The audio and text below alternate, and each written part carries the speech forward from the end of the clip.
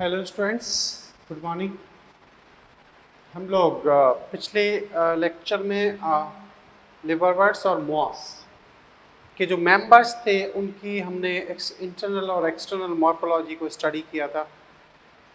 अब हम उसके ओवरऑल बेसिक कैरेक्टर स्टडी करना चाहेंगे, है ना। तो कह सकते हैं जनरल कैरेक्टर्स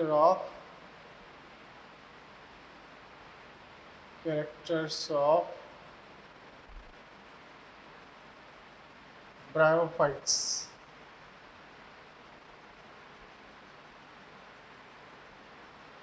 ब्रायोफाइट के सामान्य लक्षण क्या है?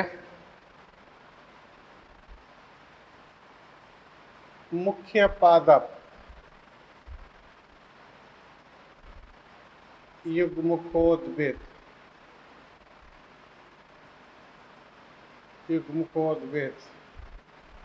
मतलब हैप्लॉइड,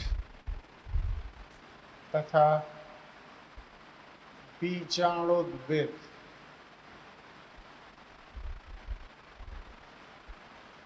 बीजाणुद्भिद का मतलब है टू एंड।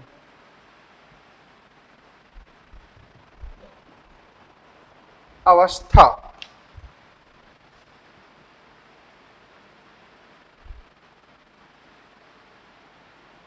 युग्मकोद्भिद पर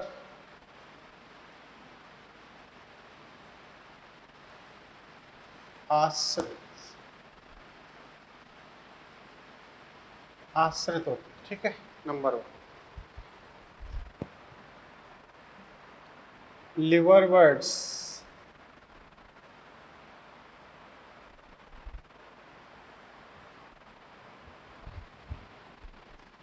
की पादप शरीर अविभेदित, अनडिफरेंशिएट, या कह सकते हो सूखा है, थैलॉइड,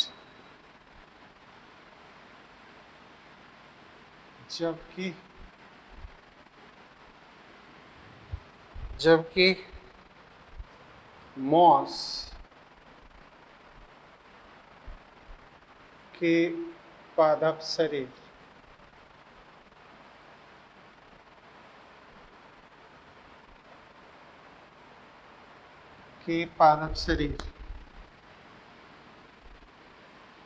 लीफ लाइक,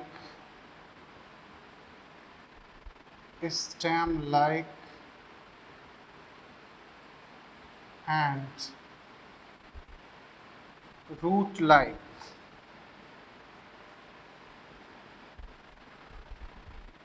जड़नुमा, पत्तीनुमा, तनेनुमा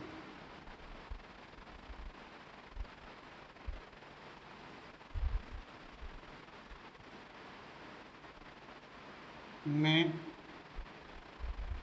विभेदित। ठीक है, बटे होते हैं। ये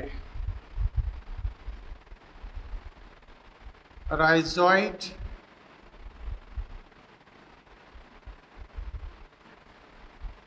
एक कोश की कहाँ, यूनिसेलुलर लिवरवर्ट्स का मतलब क्या हो गया, रिक्शिया एंड मार्केसिया। जबकि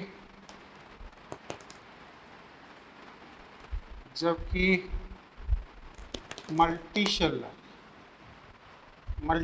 कहाँ है, मल्टी सेल्यूलर मॉस में ये मल्टीसेलुलर फॉर्म में आपको नजर आए। क्लियर? इसके बाद में क्या,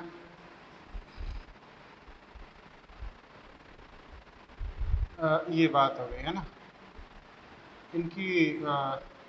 इनमें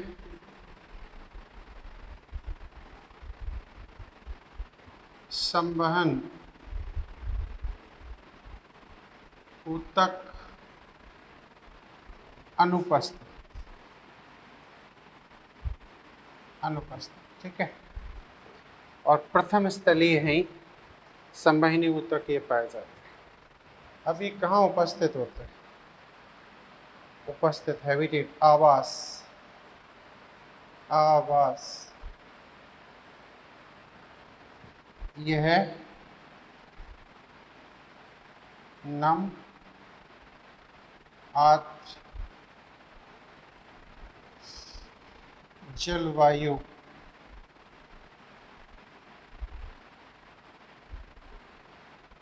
में मृदा चट्टानों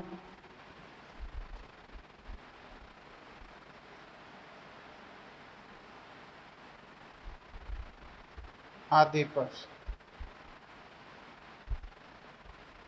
वेस्टर्न हिमालय को इसका गोल्डन माइन माना गया है, पश्चिमी हिमालय को सुनहरी खदान, है ना। वेस्टर्न हिमालय, पश्चिमी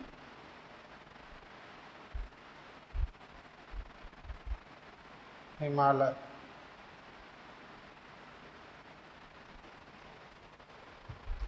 को गोल्डन माइन ऑफ ब्रायोफाइट्स, इनके लिए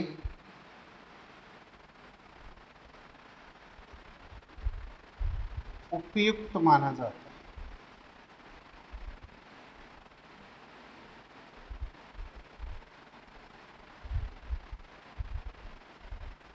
ठीक है, उपयुक्त माना जाता है, ये बात हो गई। अब इनका पृथ्वी पर जो वितरण होता है वो जल का वितरण ही डिटरमाइन करता है। कह सकते हैं इनका पृथ्वी पर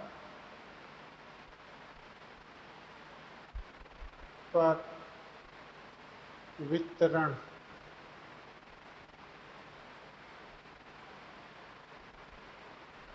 जल के वितरण द्वारा निर्धारित किया जाता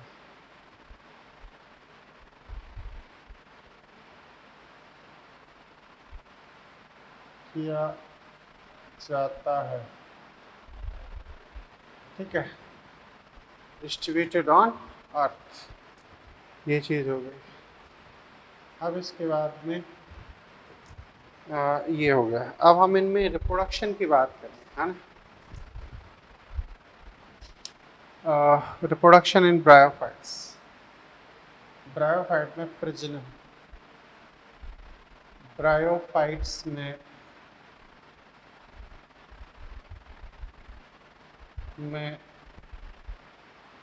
प्रजनन, रिप्रोडक्शन इन ब्रायोफाइट्स। ठीक है, तो इनमें तीनों तरीके से होगा। एक तो आपका वेजिटेटिव, इसके बाद में एसेक्सुअल और फिर सेक्सुअल। तो कहा जाता है कि जो वेजिटेटिव रिप्रोडक्शन है, एसेक्सुअल तो रेयर माना जाता है, और एसेक्सुअल से लिवर बर्ड के अंदर हम देखते हैं कि ये गैमी के द्वारा होता है, क्योंकि इसमें एसेक्सुअल बर्ड की बात करी गई है ना। जबकि मॉस के अंदर देखा जाए तो vegetative reproduction through the fragmentation and budding के जरिए होता है, budding in the secondary protonema.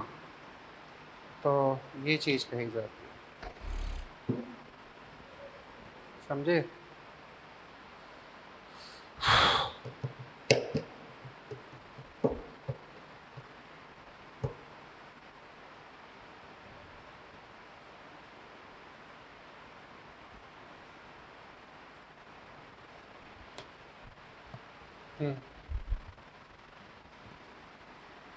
तो यहाँ बड़ी खास बात है, क्या है,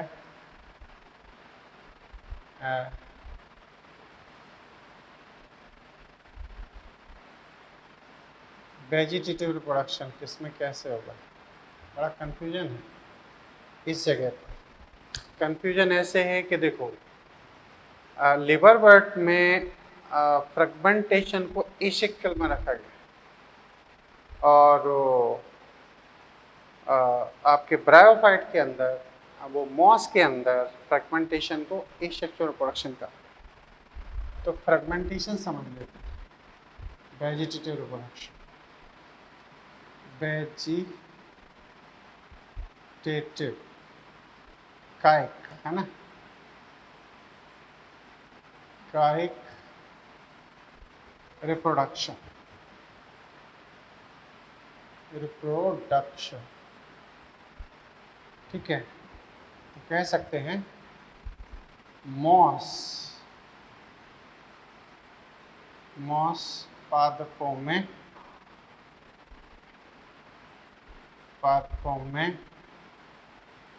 विखंडन द्वारा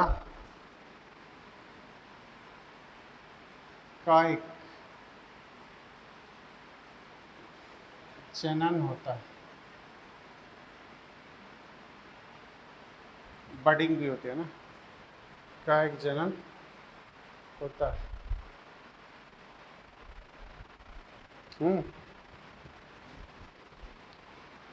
तंतुमय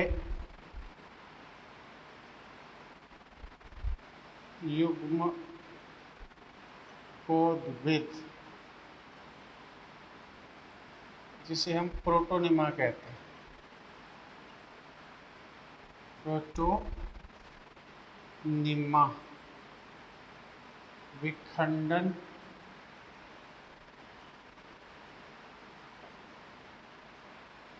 संपन्न करता है।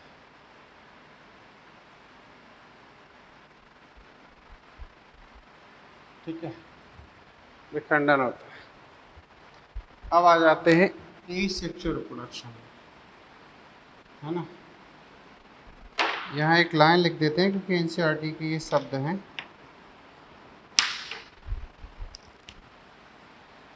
लिवर वर्ड्स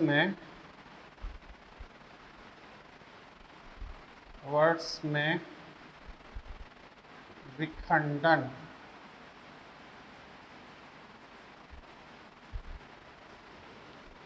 अलैंगिक जनन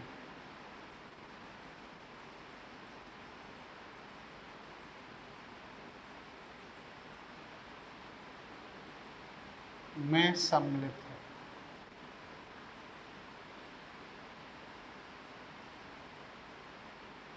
ठीक है, ऐसे इस तरीके से सम्मिलित। अब बात आती है अगली, एसेक्सुअल रिप्रोडक्शन। एसेक्सुअल रिप्रोडक्शन है ना। अब एसेक्सुअल रिप्रोडक्शन में क्या क्या है। सबसे पहला तो एसेक्सुअल रिप्रोडक्शन में गैमा कप को कंसिडर करते हैं। क्या? गैमा कप निर्माण, गैमा कप निर्माण। अब ये गैमा कप कहाँ बनता है? तो गैमा कप का फॉर्मेशन होता है, आपने मार्केशियम देख रखा है कि ये यहाँ ये इनका जो गैमेटोफाइट है और इनकी जो मिडरिब है, चाहे मेल हो चाहे फीमेल हो, उन दोनों में यहाँ पर गैमा कप का फॉर्मेशन होता है। This is called gemma cup. क्या है? Gemma cup. और ये एसेक्सुअल बड भी कहलाता है, एसेक्सुअल बड। तो कह सकते हैं मार्केंसिया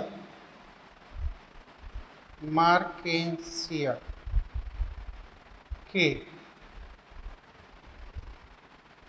युग्मकोद्भिद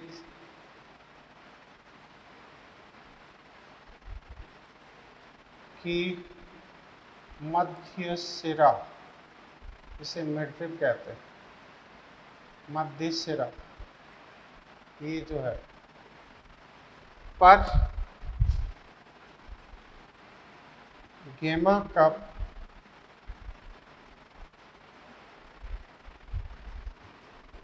अलैंगिक कलिका, एसेक्सुअल बर्ड,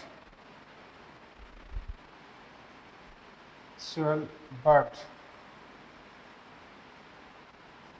के रूप में विकसित होते हैं, के रूप में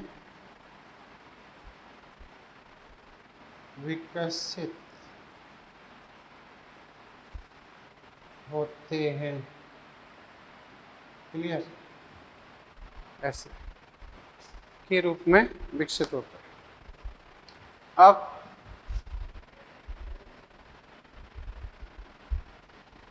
ये गेमा कप है क्या,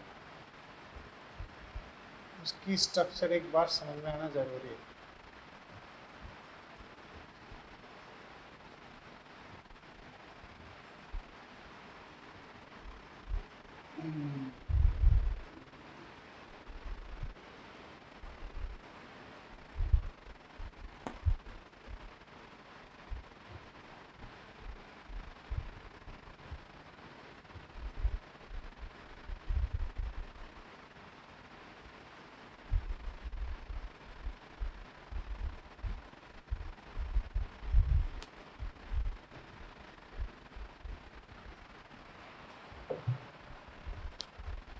गेमा कप कुछ इस तरीके से होते हैं।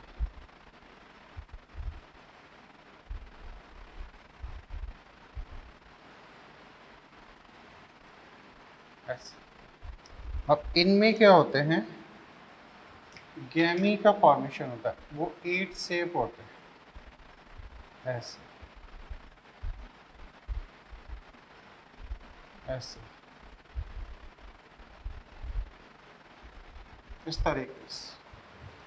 तो ये तो हो गया गैमा कप, और ये जो गैमा है ऐसे, इनमें क्या होता है, ये मल्टी शेलर, कुछ इस तरीके का स्ट्रक्चर इनमें पाया जाता है,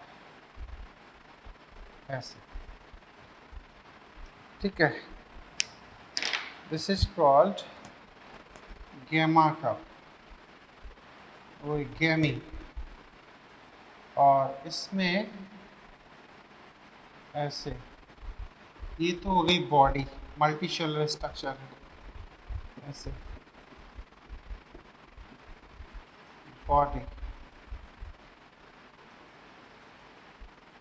कैसी है, मल्टी शेलर,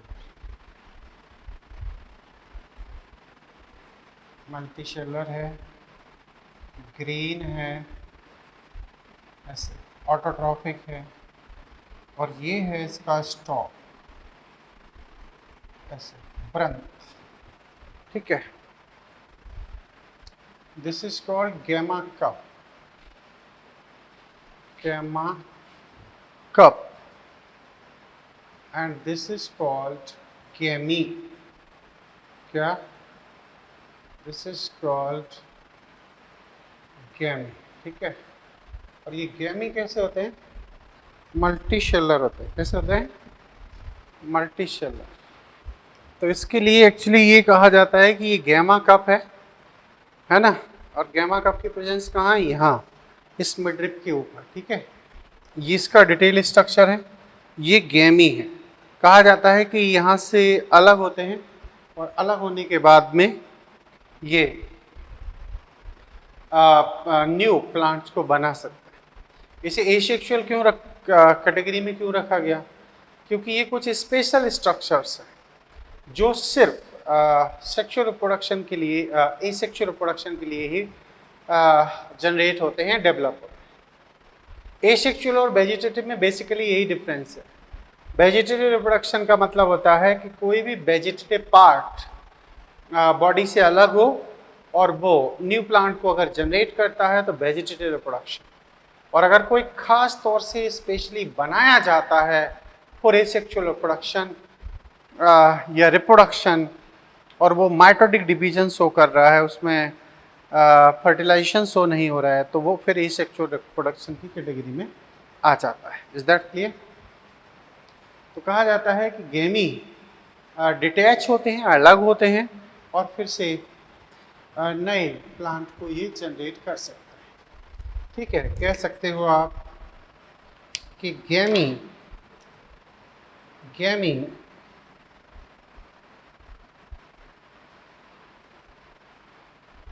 मुख्य पादप से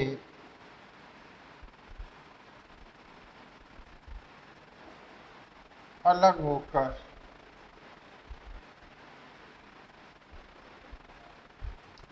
नए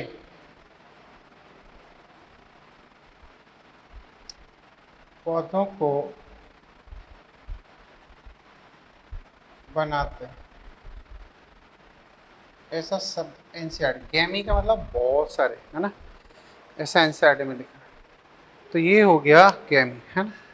इसके बाद में होता है जैसे बडिंग भी है, तो बडिंग भी हो सकता है, ट्यूबर फॉर्मेशन हो सकता है। तो ट्यूबर फॉर्मेशन भी पाया जाता है, लेकिन वो एनसीईआरटी में नहीं लिखा है। ठीक है, अच्छा, ऐसे।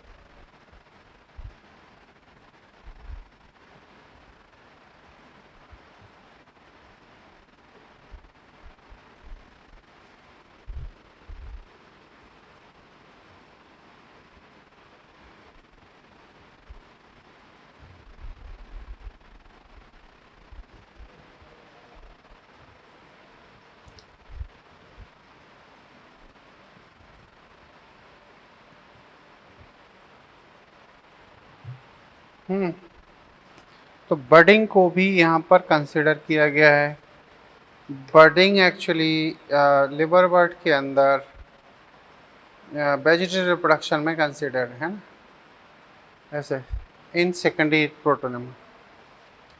तो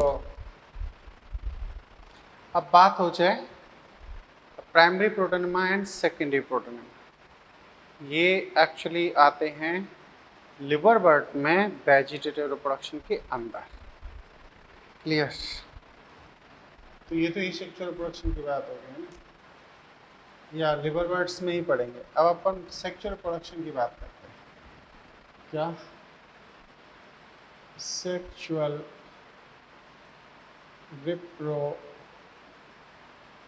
reproduction in bryophytes।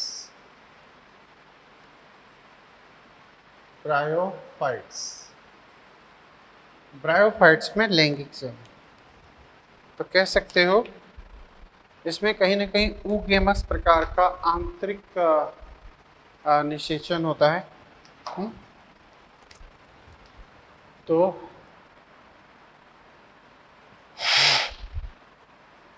इनके नर प्रजनन अंग क्या कहलाते हैं? एंथेरिडियम। एंथ्रीडियम।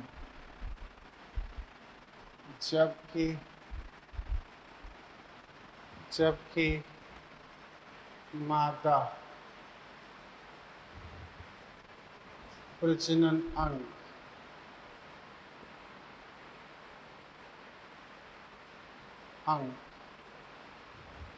आर्किगोनियम कहलाते हैं।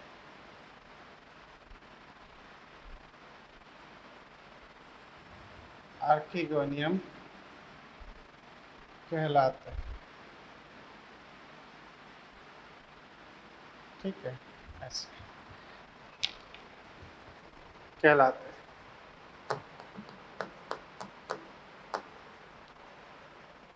अच्छा, दोनों प्रजनन अंग बहुकोशिकीय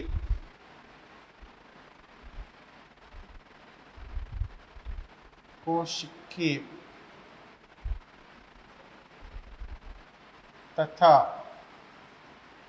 वंध्य स्टेराइल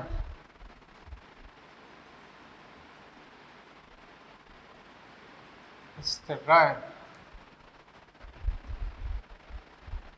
आवरण से आवृत होते हैं।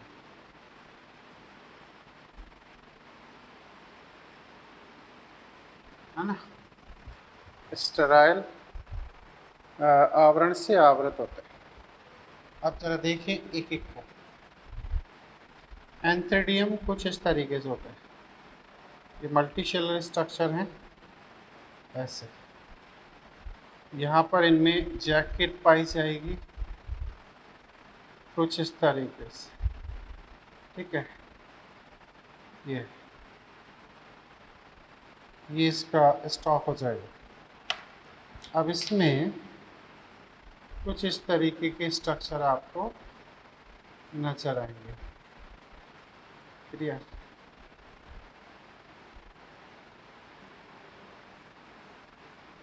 ऐसे। तो ये है जैकेट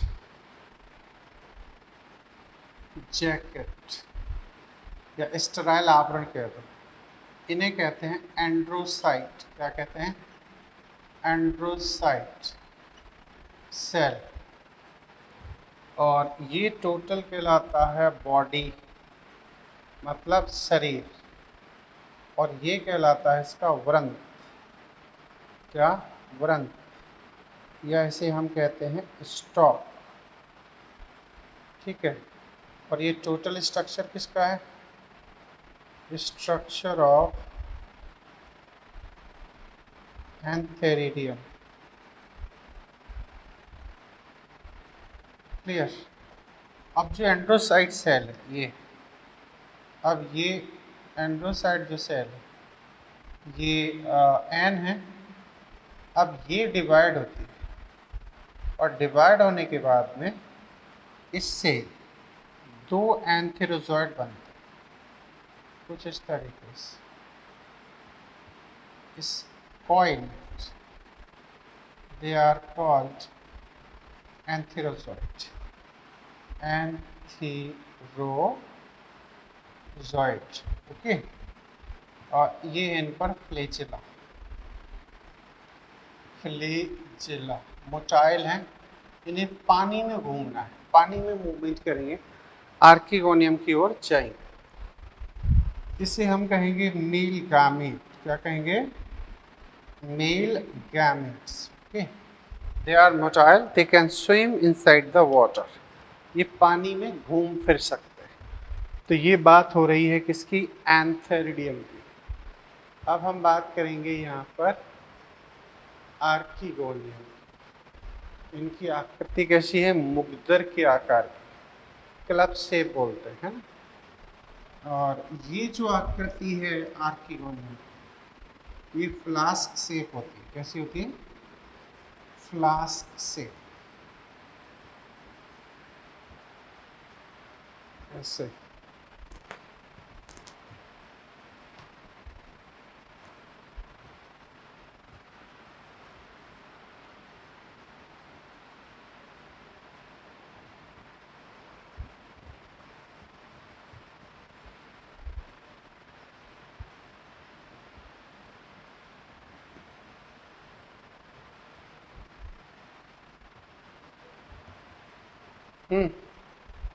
अब हम आर्किगोनियम का स्ट्रक्चर पढ़ते हैं। स्ट्रक्चर ऑफ आर्किगोनियम,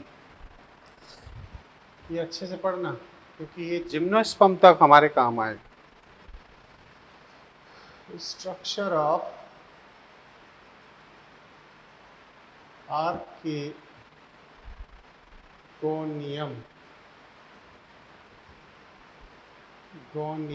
ठीक है। मादा प्रजनन बोलते हैं। क्या? मादा प्रजनन अंग, फीमेल रिप्रोडक्टिव पार्ट। अब ये क्या है, कैसा है, समझना अच्छे से।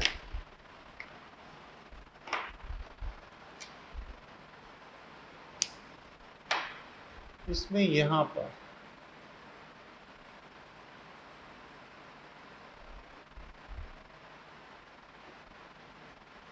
ये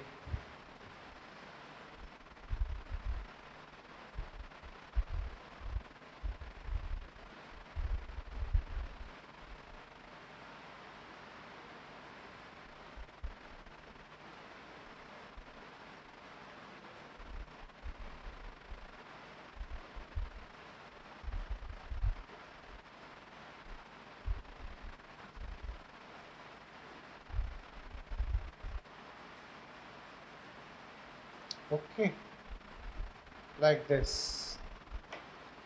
यहाँ कुछ खास सेल होती है जिसे हम कहते हैं कवर सेल, ये। और अंदर जो सेल होती हैं ये कहलाती हैं एनसीसी, ऐसे। और यहाँ जो सेल होती है ये triangular, this is called VCC. और ये होता है यहाँ फीमेल गामीट मीन्स एग। तो ये है एक आर्किगोनियम। क्लियर? अब ये क्या है? This is called cover cell. Clear? This is called neck cell. Neck cell means NC, neck cell. और अंदर जो आप देख रहे हो ये कहलाती है नेक कैनाल सेल, NCC। इनकी संख्या होती है आपके ब्रायोफाइट के अंदर 4 से 9 तक हो सकती है, हालांकि कुछ किताबें 13 तक बताते हैं। तो 4 to 9 ऐसे।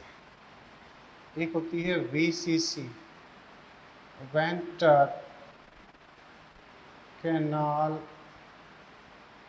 Cell, VCC।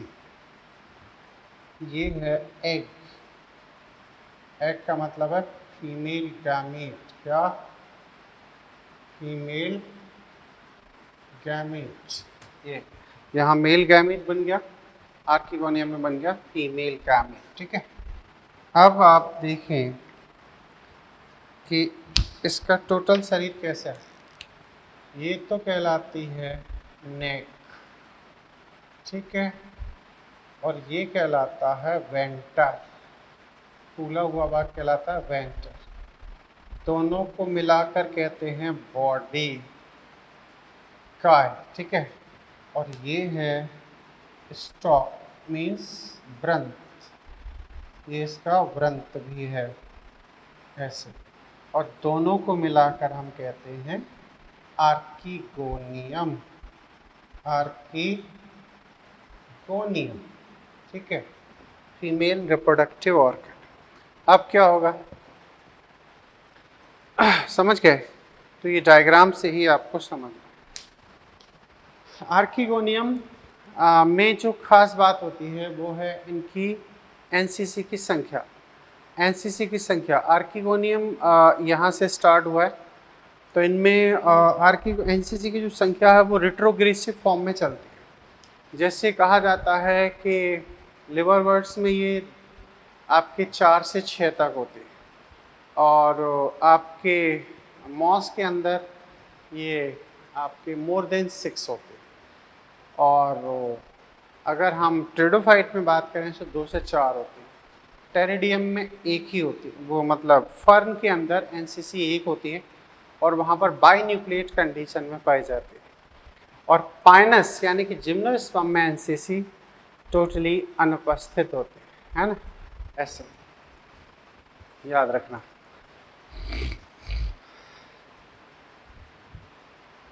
अब क्या होगा, ये जो नेक कैनाल सेल है ये यहाँ पर एक्चुअली क्या करने जा रहे हैं, जब ये परिपक्व होगा तो नेक कैनाल सेल यहाँ रसायन बनाएंगे, केमिकल बनाएंगे। और उस केमिकल के अट्रैक्शन में ये एंथीरोजॉइड पानी में घूमते घामते यहाँ आएंगे और इसमें इंटरनल फर्टिलाइजेशन शो करेंगे। एक तरीके से कि देखा जाए तो ये oogamous प्रकार भी है। क्यों? क्योंकि नर युग्मक चलित है, सक्रिय है, छोटा है, एक्टिव है। जबकि फीमेल साइज में बड़ा है रेस्पेक्टिवली, और नॉन मोटाइल है, चल नहीं सकता, और ये ऊगेमस को शो करता है। तो ये चीज़ है, ये इनके मेल और फीमेल सेक्स ऑर्गन हो गए। एक है एंथ्रीडियम और एक है आर्किवोम। इसमें भी आप जो नेक सेल देख रहे हो वो वास्तव में स्टेराइल आवरण है, वंध्य आवरण हम इसे कह सकते हैं। क्या कह सकते हैं? स्टेराइल, वंध्य आवरण, वंध्य आवरण। क्लियर? ऐसे स्टेराइल फॉर्म।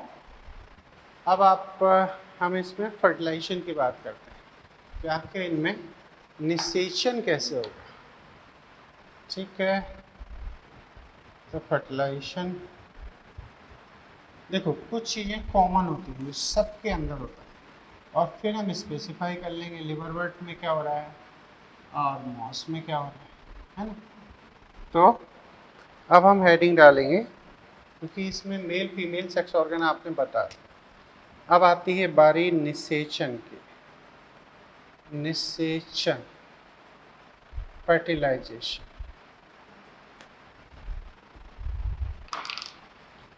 हाँ, इनमें आंतरिक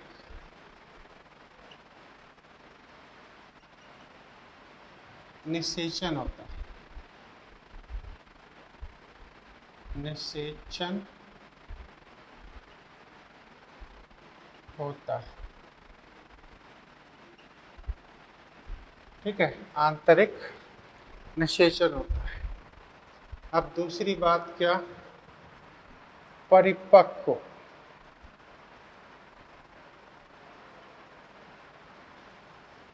आर्किगोनियम, गोनियम की एनसीसी अपघटित होकर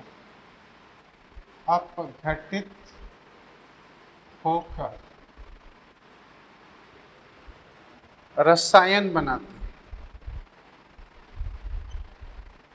रसायन बनाती है, जिसके आकर्षण में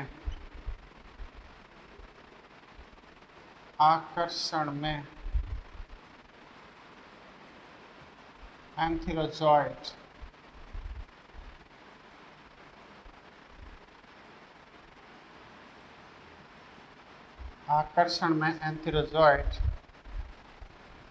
रसायनुचलन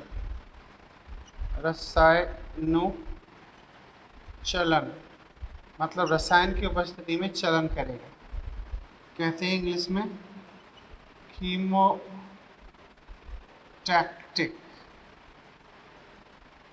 गति करता हुआ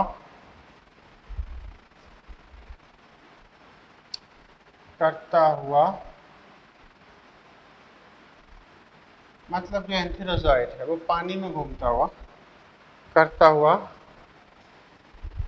जल की सहायता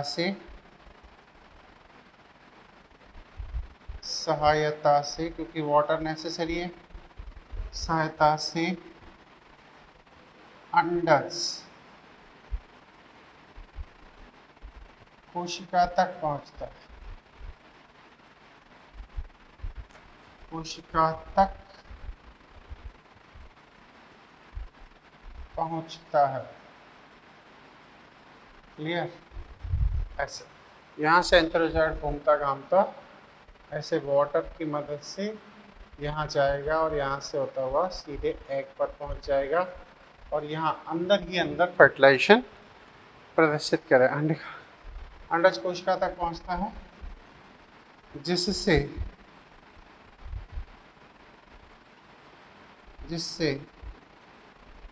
संयुग्मन के पश्चात, संयुग्मन सिनकेमियन के पश्चात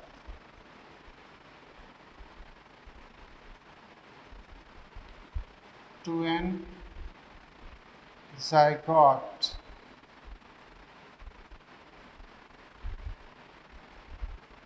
का निर्माण होता है।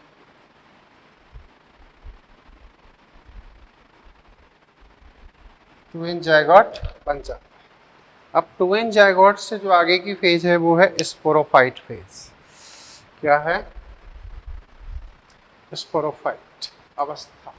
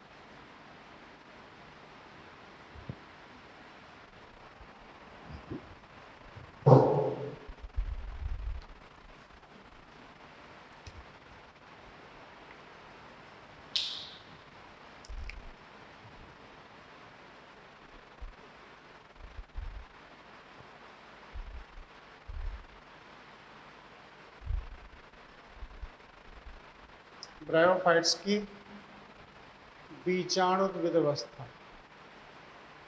बीजाणुविद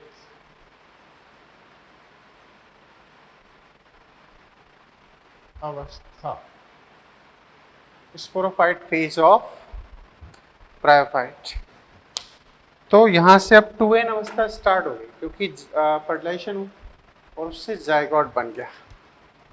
तो कह सकते हैं युग्मनज। युग्मनज मतलब 2n।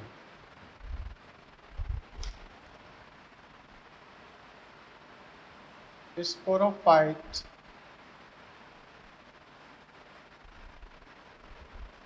फेज की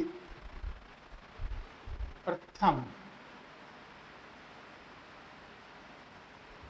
कोशिका कहलाती है।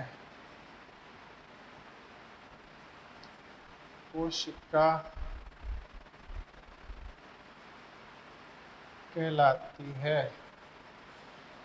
ठीक है, ये फर्स्ट सेल ऑफ अच्छा, इसमें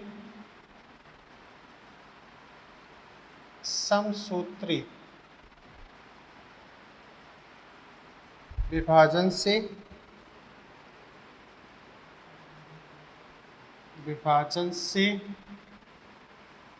भ्रूण क्या बनेगा? इसमें एम्ब्रियो, भ्रूण बनेगा। तो ये विभाजन से भ्रूण एम्ब्रियो बनता है जो विकसित स्पोरोफाइट में बदलता है। स्पोरोफाइट में बदलता है। ठीक है, अब यहाँ याद रखना रिक्सिया,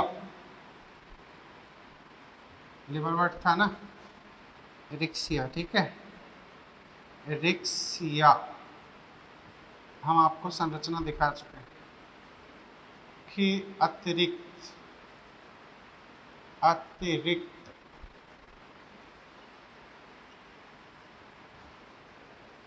अन्य ब्रायोफाइट की स्पोरोफाइट, अन्य ब्रायोफाइट की स्पोरोफाइट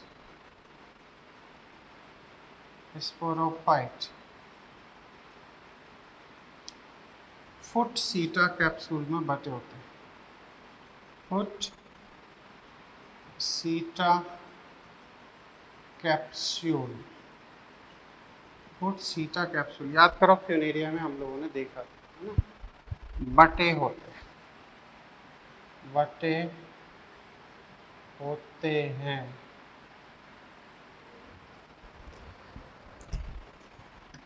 रिक्शिया में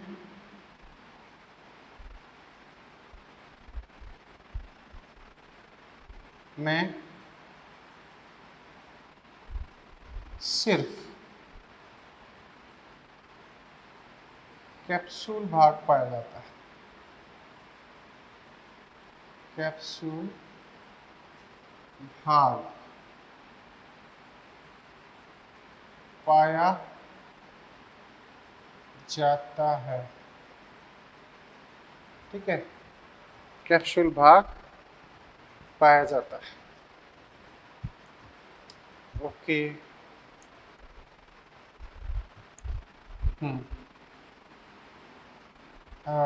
कैप्सूल में स्थित स्पोर मदर सेल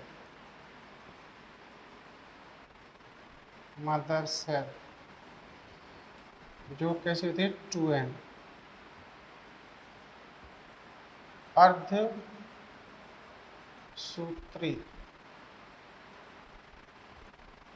अर्धसूत्री विभाजन द्वारा अगुणित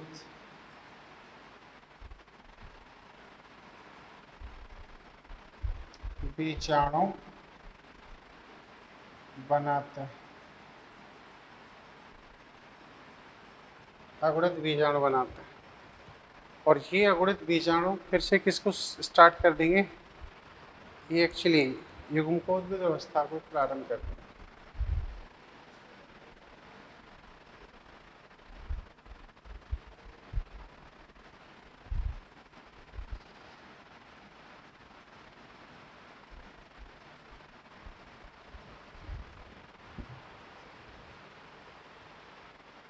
अगुणित बीजाणु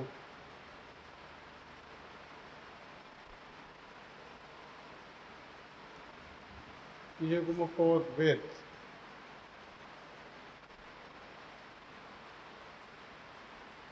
अवस्था की प्रथम कोशिका होती।